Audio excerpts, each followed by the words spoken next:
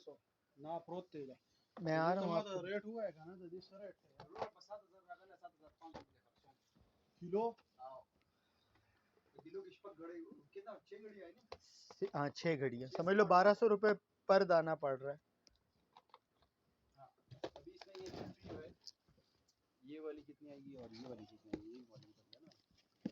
तो जाहिर है ये सब मिक्स है ना। ये आई पोर्ट की है। क्या बात, इसका तो वजन ही नहीं आ रहा। तो ये तो आएंगे कम से कम 4 पीस जो है ना, तब वजन कुछ होगा ग्राम में। ये समझ लो 10 एंट्री भाई मिक्स है, इसको चांटी नहीं की हुआ है, इसमें 6 होगी। आइडिया लगा लो, ज़रब कर लो, मल्टीप्लाई बाय 5, 6 ज़रब 5 और भी निकल